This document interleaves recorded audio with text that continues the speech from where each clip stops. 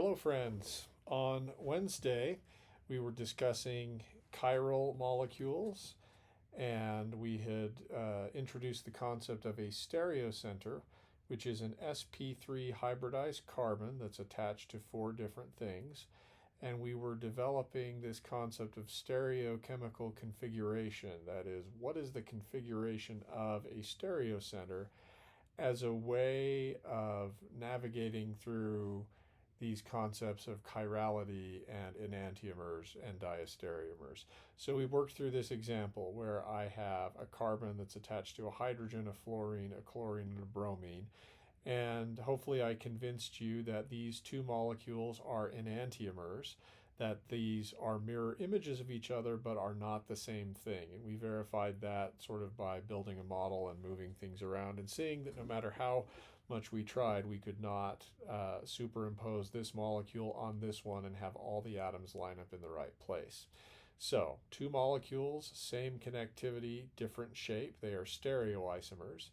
These are a special class of stereoisomers called enantiomers because they are mirror images of each other but are not the same thing.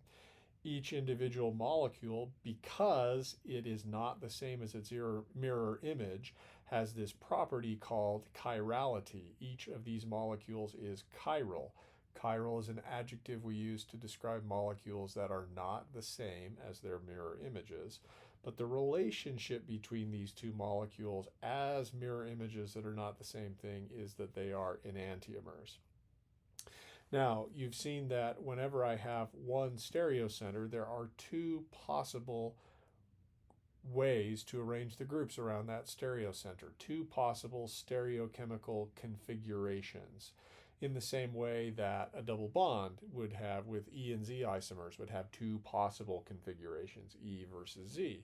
So we introduced this concept of R versus S to describe the configuration of groups around this stereocenter. And the way we assign R versus S is we first look at that stereocenter, consider all four groups that are attached to it, and assign them a priority score from 1 to 4, with 1 being the heaviest atom and 4 being the lightest atom. Of course, sometimes there will be ties, and we'll use the same tiebreaker procedure that we use for E and Z assignments to make these same decisions. In the case of this simple molecule shown here, that decision's easy because all four atoms are distinct. Bromo is heavier than chloro, which is heavier than fluoro, which is heavier than hydrogen, groups 1, 2, 3, and 4. So the way you assign E versus Z is to put yourself in line with the bond between the stereocenter and the lowest priority group. Sight down that bond. So now we're sort of drawing a pseudo-Newman projection looking down that CH bond. We can't see the H because it's behind the C. And then we see that the bromo would be coming up, the chloro would be to our right, the fluoro would be to our left. Then we draw an arrow from group 1 to group 2, then from 2 to 3, then from 3 back to 1. And if that arrow goes in a clockwise direction, that's what CW means, we assign the configuration of that stereocenter as R. Whereas for the other enantiomer, a similar approach, looking down the bond between the stereocenter and the lowest priority group, will lead you to the conclusion that the stereocenter is S, because going from group 1 to 2, 2 to 3, 3 back to 1 is counterclockwise, and therefore the stereocenter is S. We might call this one on the left the R enantiomer, and on the right we would call this the S enantiomer.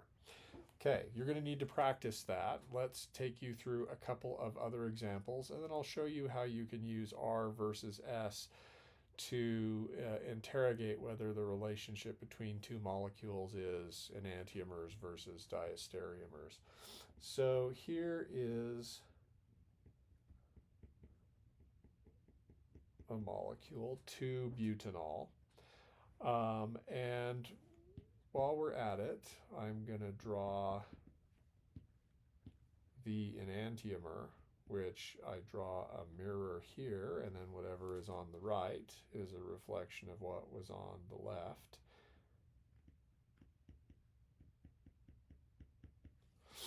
Okay. So I try to find a stereocenter. I'll highlight the stereocenter with a pink circle. You can tell that's a stereocenter because it's attached to four different things: an OH group, a hydrogen, a methyl group, and then an ethyl group. Notice that I consider these two atoms, these two groups, as distinct, even though the two atoms directly attached to the stereocenter are carbon.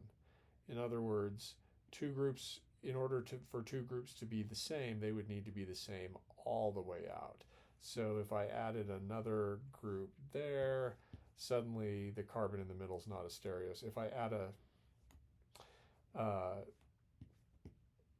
let's just be clear about that. I have a methyl group here and then a CH2, CH3 group here.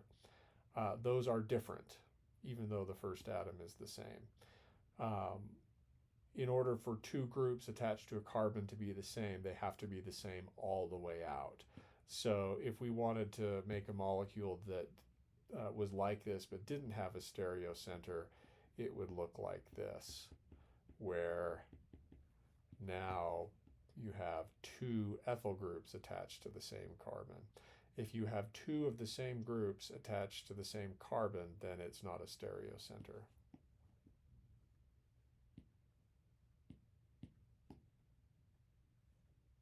All right. So let's try to assign stereochemical configuration, looking at the atoms that are attached to this central carbon: oxygen, hydrogen, carbon, and carbon.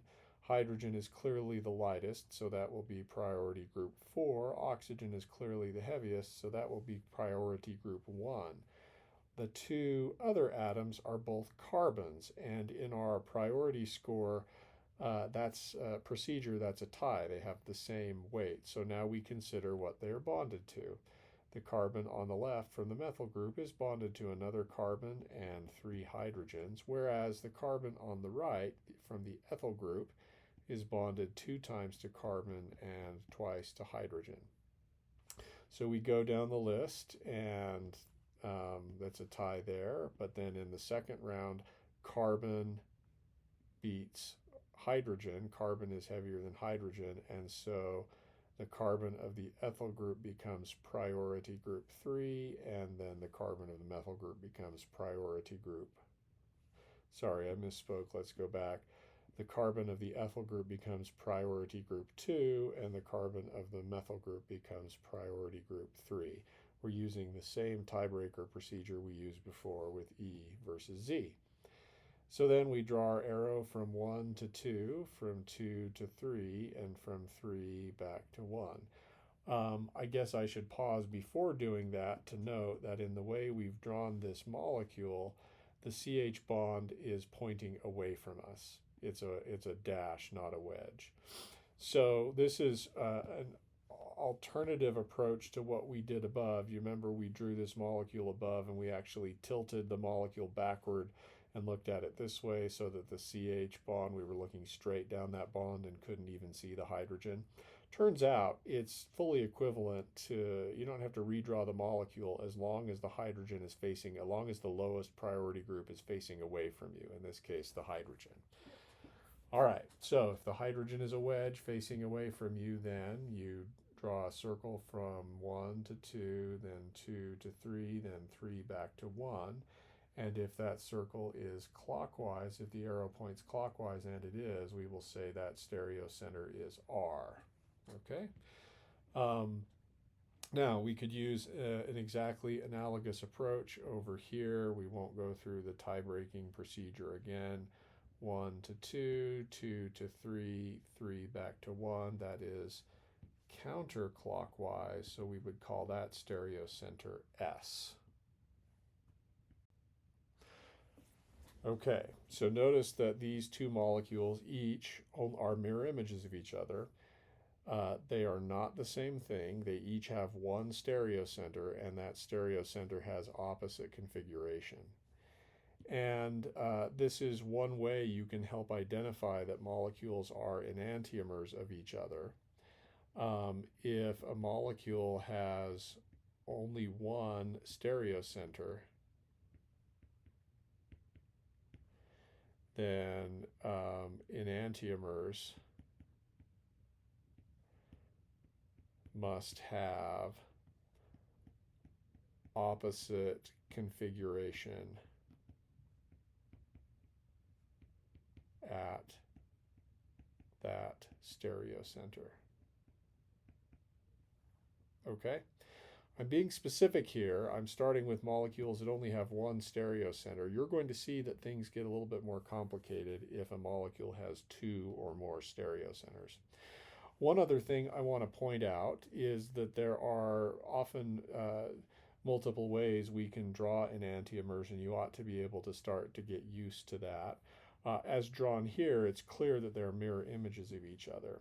But if we do what I call the pancake flip operation, which is we reach our spatula underneath this molecule, our molecular spatula, and slide it under and then flip the molecule over like a pancake, what we would get for the S enantiomer would look like this.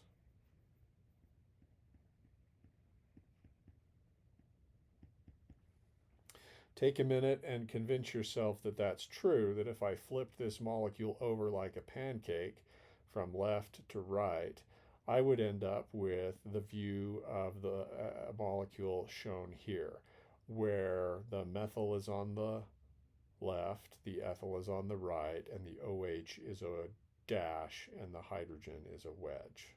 Okay? Now notice that was just flipping the molecule over, so it can't have changed the stereochemical configuration. This carbon is still a stereocenter. We can actually verify that as we did above if we go through and remember the assignments of the priority groups. We can go from 1 to 2, 2 to 3, 3 back to 1. And this allows us to answer a question. I told you before that in assigning R versus S, you need the lowest priority group to be facing away from you, either directly away or angled away, in order to make assignments. And if that's not the case, you could redraw the molecule so that the lowest priority group was facing away from you. Alternatively, you just switch the rule. What do I mean by that? Well, notice that proton is coming out of the page as a wedge facing towards me. And notice that I've drawn my arrows from 1 to 2, from 2 to 3, and from 3 back to 1. And I've noticed that the arrow within that circle is clockwise.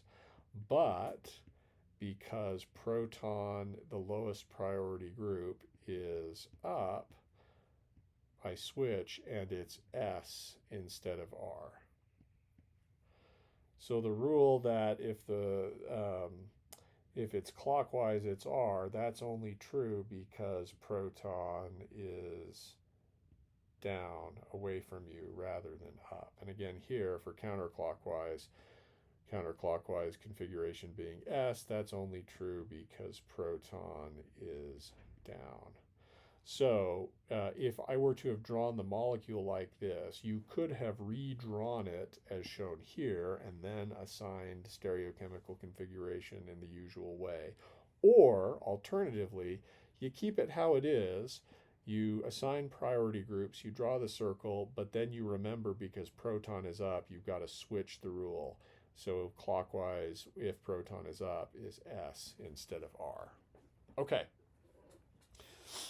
So, backing up a little, I told you that if a molecule has one and only one stereocenter, the two enantiomers of that molecule must have opposite configuration at that stereocenter, and that is true. Another thing that is true is if a molecule has one and only one stereocenter, then it must be chiral. Okay, because a molecule with one and only one stereocenter cannot be the same thing as its mirror image. Now, why am I saying this? Because as soon as you introduce a second stereocenter, things can get more complicated. And I'm going to stay with this same basic structure, but instead I'm going to draw another stereocenter. So instead of just having the stereocenter on the second carbon, I'm going to put another one here. All right. So we want to answer two questions about this molecule. First,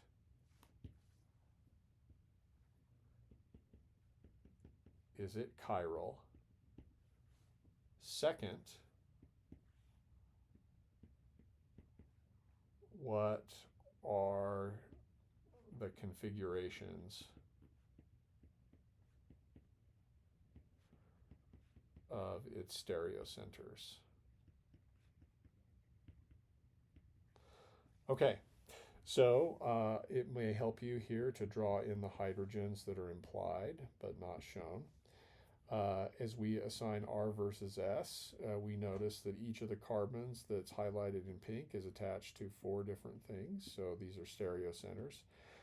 We can assign priority groups in much the same way as we did above. For the first stereocenter, oxygen is 1, hydrogen is 4, the carbon on the right is 2, the carbon on the left is 3 because of that same tie-breaking procedure we did before. So 1 to 2, 2 to 3, 3 back to 1. Proton, that's clockwise, and proton is down or back away from us. Therefore, the stereocenter is R. Okay, you got that? I'm going to erase the stuff in blue except for the R configuration so we can repeat this for the other stereocenter. We will notice that again on this second stereocenter, we have oxygen is priority 1, hydrogen is priority 4. Methyl group versus the other carbon. I will take you just briefly through the tiebreaker procedure. Both of these atoms are carbon, so we consider what they are bonded to. The methyl group is bonded to 1 other carbon and 3 hydrogens, whereas the carbon on the left is bonded to an oxygen, 2 carbons, and a hydrogen. In the first round of the tie-breaking procedure, oxygen beats carbon, and therefore the carbon atom on the left is priority group 2, whereas the methyl group carbon is priority group 3. We draw our arrows from 1 to 2, from 2 to 3, and from 3 back to 1, noting that that is also clockwise, and the proton, the lowest priority group, is down or away from us. Therefore, we would conclude that this stereocenter was R. Okay? Take a minute and look at that. I'm going to erase what's in blue in order for clarity, except for the stereochemical configuration.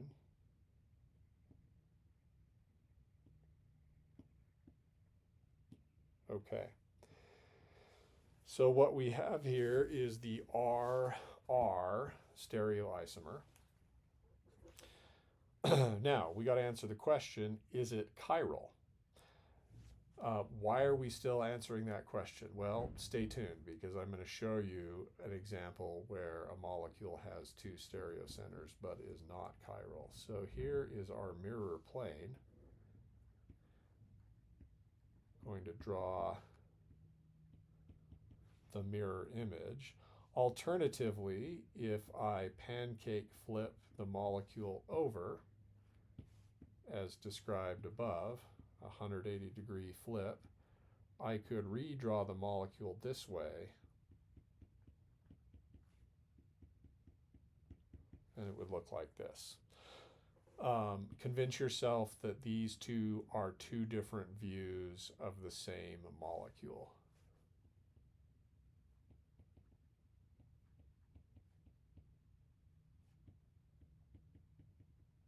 Okay. Now, notice that no matter how hard I try, I can't superimpose all the atoms in the right places. In other words, I can line up the carbon chains, but the OHs are down instead of up. Or I can, and so you could construct these two molecules either with a model set, or you could continue to draw and adjust the drawing and see. But hopefully you would be able to convince yourself that these two are mirror images but are not the same. They are mirror images but not the same, therefore they are enantiomers, and therefore each one is chiral. Now let's deal with the configuration of the stereocenter in the second molecule.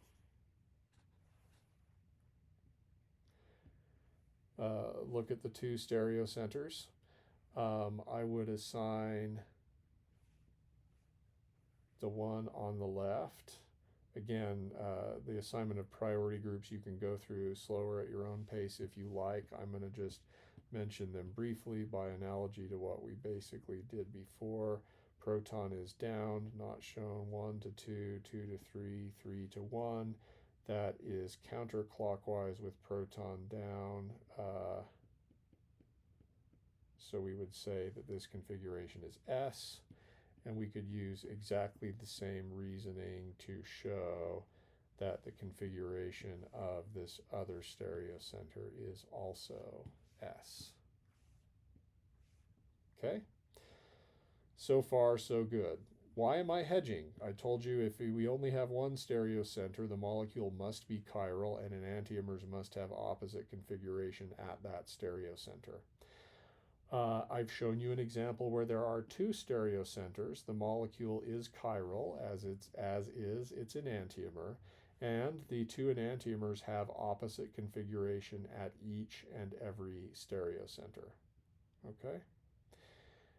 Well, so the answers to our question are yes, it is chiral, and the one on the left, we'll call this enantiomer A, has the configuration RR, whereas enantiomer B has the configuration SS. Okay, well, let's make it just a little bit different. We'll redraw the same thing, only on this other carbon we'll have an OH group going down into the page instead of up out of the page like we did above. Okay. So let's, we're going to have these same questions. Is it chiral? What are the configurations of its stereocenters? And we're going to add a question, which is,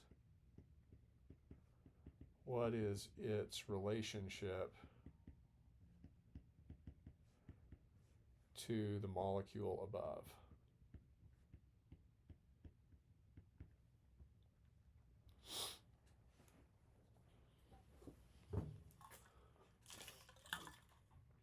Okay, so hopefully we can identify the two stereocenters in this molecule.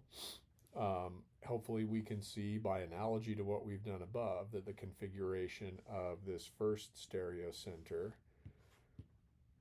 is R. And hopefully you can see that the configuration of the second stereocenter is S. If that's not immediately obvious, let's assign the priority groups 1, 2,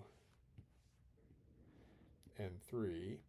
1 to 2, 2 to 3, 3 back to 1. Priority group 4 is the proton, which is pointing out at us. This is clockwise. The circle is pointing, the arrows in the circle are pointing clockwise, but proton is up.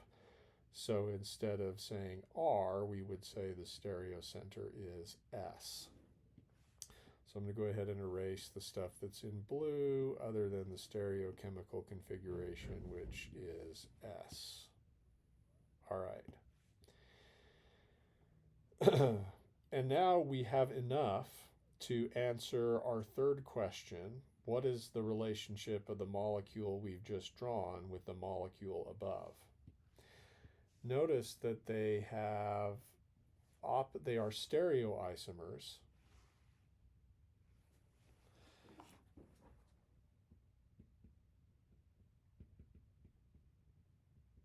They have opposite configuration at one, but not both stereocenters. Because of that, they are not mirror images.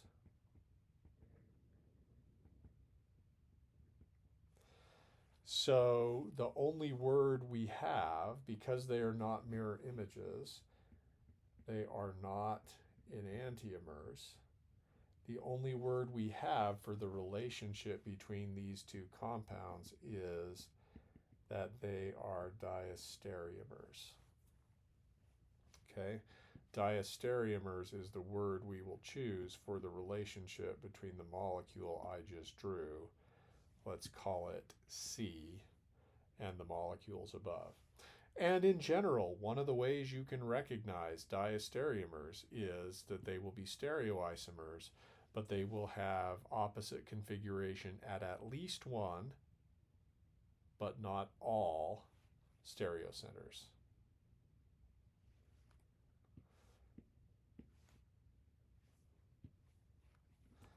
Opposite configuration at least one, but not both stereocenters. Okay. And we'll generalize that for molecules with more than two stereocenters. Diastereomers will have opposite configuration at least one, but not all stereocenters. Okay? So we've answered actually two of our questions. The configurations of this molecule's stereocenters for molecule C are R and S, and its relationship to the molecule above is diastereomers. How about the relationship between, A and B are diastereomers.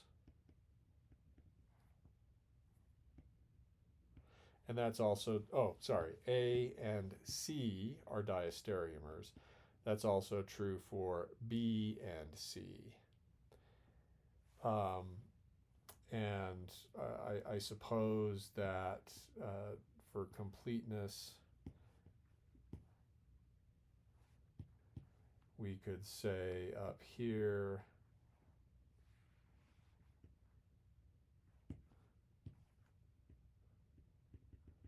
what is the relationship between A and B, and we would say A and B being mirror images that are not the same thing are enantiomers. A and C are diastereomers. B and C are likewise diastereomers. Now, the question, is molecule C chiral? Well, let's draw its mirror image and then see whether the mirror image is the same thing. So I'm going to draw the mirror image like this.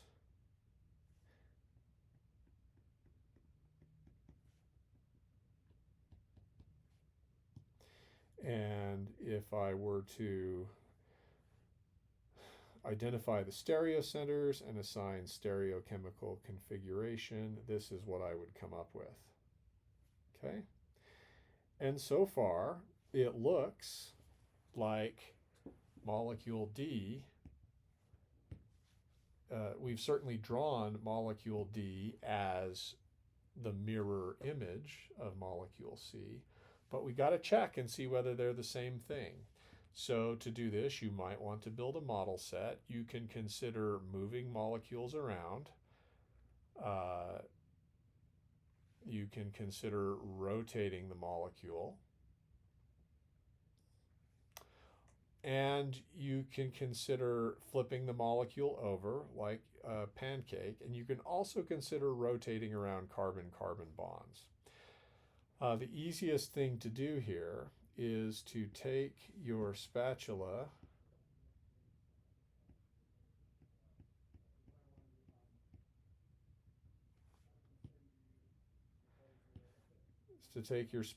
here, slip it under molecule D, and we're now going to flip it over like a pancake towards the top of the page. If you do that,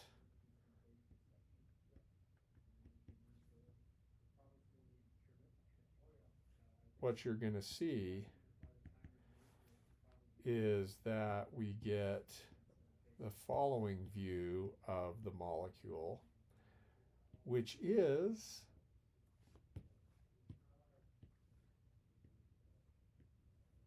identical to the molecule on the right.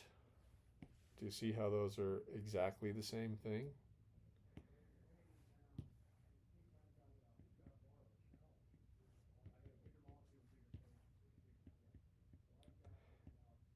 Pancake flip shows you that C equals D. A molecule that is equal to its own mirror image is not chiral. Okay? So, interestingly, this molecule, which has stereocenters, is not chiral. How is that possible? Well, it's simply true that the molecule is the same as its mirror image. This is why I wanted you to be careful with using stereocenters to decide on whether a molecule is chiral or not. If there is one and only one stereocenter, the molecule must be chiral. If a molecule has two or more stereocenters, it might be chiral. You have to check.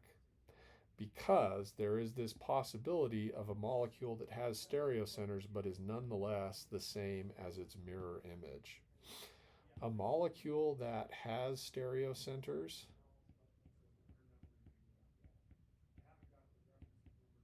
but is not chiral because it is the same as its mirror image is called a meso compound. Meso is an adjective we use to describe a molecule that has stereocenters but is nonetheless not chiral because it is the same as its mirror image. Now, I want to show you a shortcut for identifying meso compounds. And I want to show you something that was present all along with molecule C, which is the same as molecule D. I'm going to copy molecule C. Oops, didn't want to cut it. Let's just copy it. And let's rotate around the carbon-carbon bond between the two stereocenters. And let's rotate around that bond 180 degrees.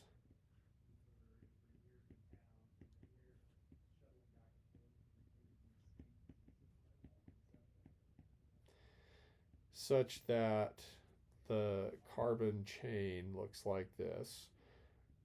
The first stereocenter is basically going to look just exactly the same. We'll continue to draw it like this. However, the second one now should become a wedge because we've rotated around that bond.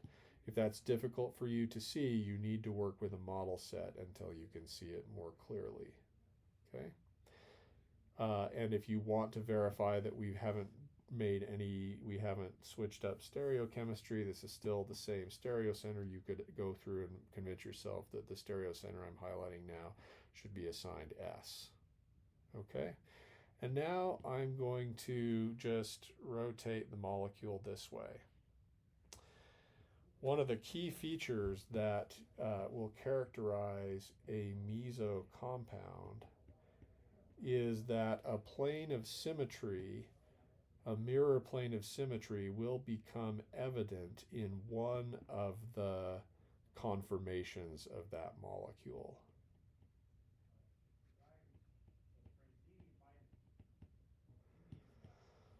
All right, mirror symmetry. And when you have mirror symmetry in the molecule, by definition, that means that if you draw the reflection of that molecule, it is its own mirror image. Do you see that what I just drew on the right is the mirror image of what's on the left, but those are nevertheless the same thing? Okay. A molecule with mirror symmetry will be the same as its mirror image, such that these two molecules are not enantiomers, they are the same compound, and because it is the same thing as its mirror image, it is not chiral.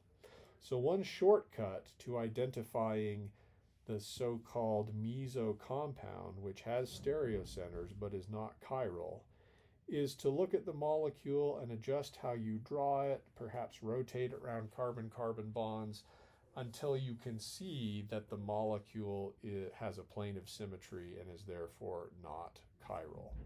Okay. So, general rules so far. A molecule with one and only one stereocenter must be chiral. A molecule with two or more stereocenters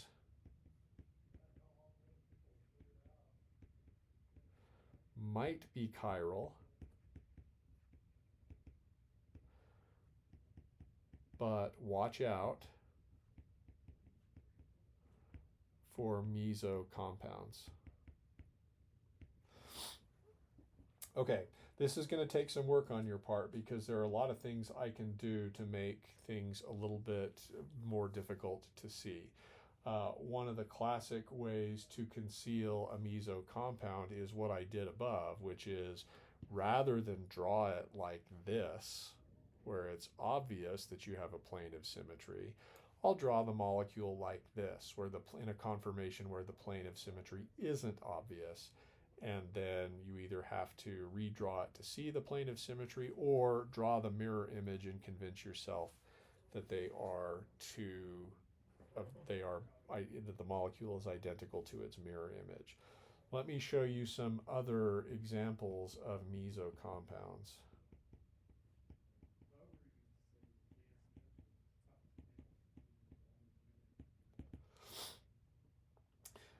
If I draw a molecule in a chair conformation, that can make it very difficult to see clear planes of symmetry. And indeed, if I drew the mirror image of this cyclohexane, you would be tempted to conclude that these are two different enantiomers of each other. However, it's easiest to see. I will tell you that molecule A and molecule B are the same thing. And so that means that that the molecule, by virtue of the fact that it's its own mirror image, is not chiral. The way to see this most effectively is to go back to viewing the molecule not in its chair configuration or chair conformation, but simply from above. And to do this, you'll want to number the carbons of the ring again, and then draw the overhead view. Make sure that you number in the same sense. You go in clockwise around the ring here, you got to go clockwise here. The methyl group on carbon 1 in the chair is up.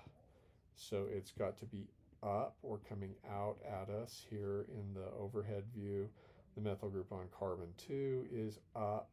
So it's also got to be coming up out at us in this overhead view. And you can see that this molecule has a mirror plane of symmetry what's on the left is a reflection of what's on the right. And therefore, it is the same as its mirror image. If we drew that mirror image, that would be what we've got. Okay, so one way that you can detect a meso compound is if a molecule is drawn in its chair conformation. Simply redraw it with the overhead view, and that will help you see the plane of symmetry more effectively. Another strategy that can be used to conceal a meso compound is to draw the molecule in a Newman projection. I'm disclosing all of my sort of evil tricks. So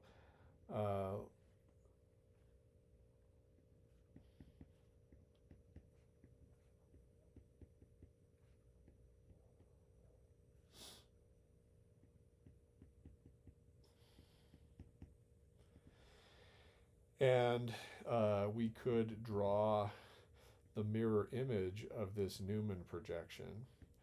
But unless you make a model or are really exceptional at thinking of Newman projections in 3D, it's going to be difficult to compare the relationship of molecule C and molecule D. And so what I recommend is, instead of doing that,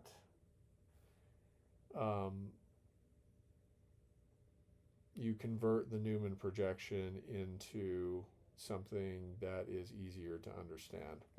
So first, notice that I've drawn this Newman projection in a reasonable staggered configuration.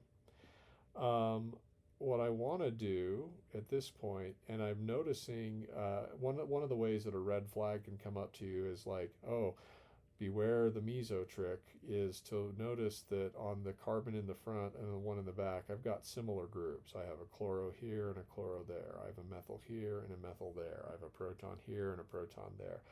That's a pretty good indicator that I might want to be worried about the possibility of a meso compound.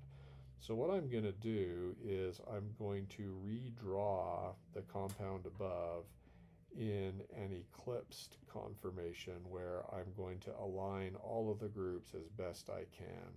So in the back I had a chloro up, a methyl group down to my left, and a proton down to my right. And I'm basically going to grab hold of this methyl group and rotate it downward to get to the eclipsed conformation.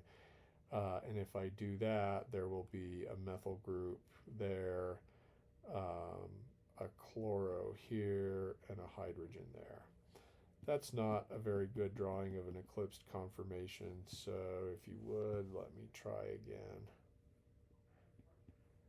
I'm redrawing the molecule such that if I can, I line up the chloro in the front with the chloro in the back, the methyl in the front with the methyl in the back, the hydrogen in the front with the hydrogen in the back. Now I'm going to look at this molecule from the side.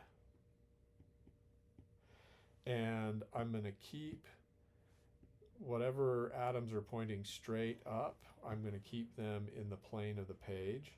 So that would be, from my perspective, looking down at this molecule with my nose in the plane of the page, looking to the right. The chloro in the back is on my left-hand side. Here's the carbon in the back you can't see. Then the carbon in the front that you can see, and then the chloro. And the two methyl groups are pointing out towards me with the two hydrogens back away from me. You can see clearly the mirror plane of symmetry, which means that the molecule I have just drawn, because it has a mirror plane of symmetry, is not chiral.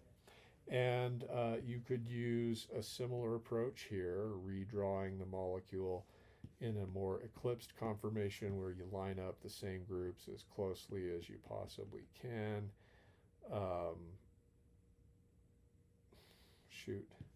Looks like my mirror image wasn't actually a mirror image.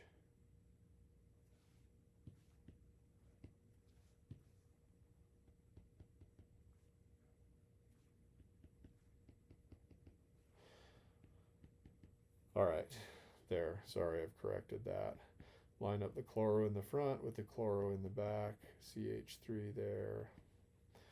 And again, if I did a similar thing,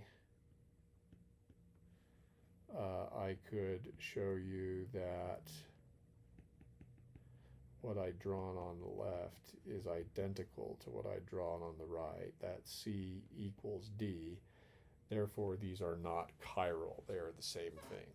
So those are a couple different ways I can go through and identify when groups are chiral or not. Notice that these are meso compounds because they have stereocenters. I'll highlight the stereocenters in these meso compounds. Nevertheless, and you can go through and assign R versus S to these stereocenters, nevertheless, they are non-chiral because they are the same as their mirror images. One question that I think you should answer in your own time is to convince yourself or ask yourself, is this molecule chiral? If it is, what is its enantiomer? And what is the relationship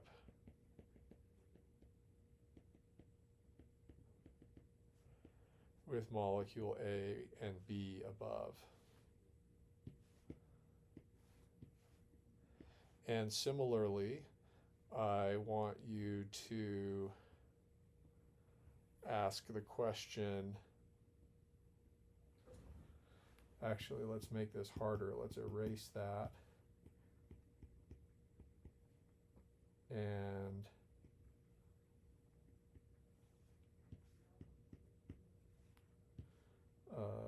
yeah, let's have a down methyl group here and an up methyl group there. Similarly, I'd like you to start with this molecule.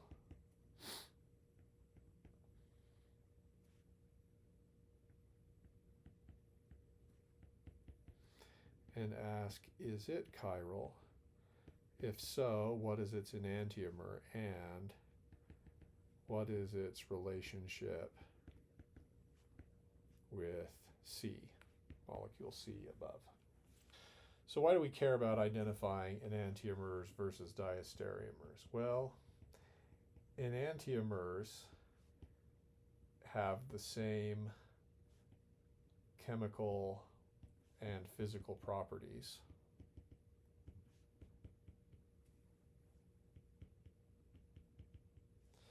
But diastereomers do not.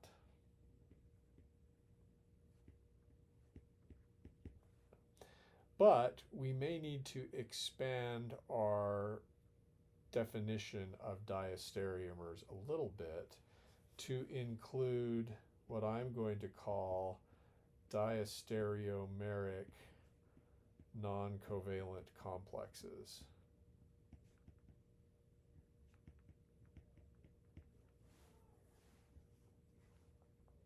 So, to illustrate this point, I want you to imagine that you're in a job interview, and at the conclusion of the job interview, the interviewer stretches out their right hand to shake your right hand, and okay, you shake hands, and it's a nice firm handshake. You feel great about things.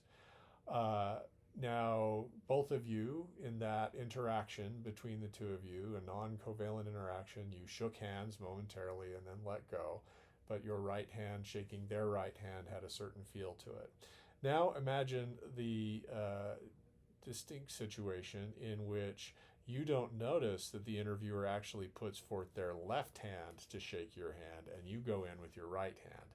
Imagine a left hand / right hand handshake. And if you like, go find a roommate or a friend and try that. Try a right hand handshake versus a right hand left hand handshake. it's an entirely different situation, right? You can feel the difference between the two.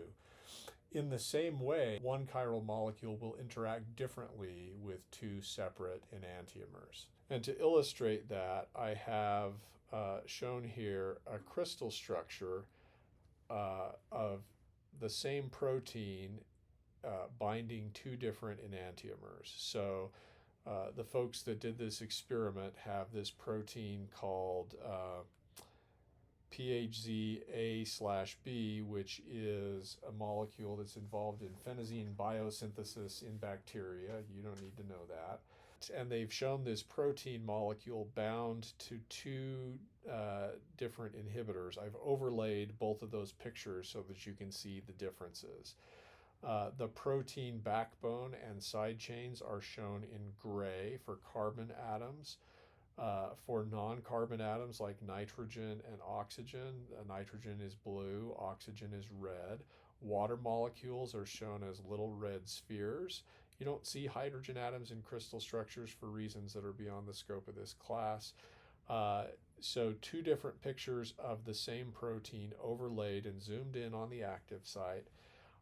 In one of them, the protein is binding the S enantiomer of this particular molecule. It has a name, we don't care what it is, but it has a stereocenter, and that stereocenter's configuration is S. Only now you can't see the S. That's fun. All right.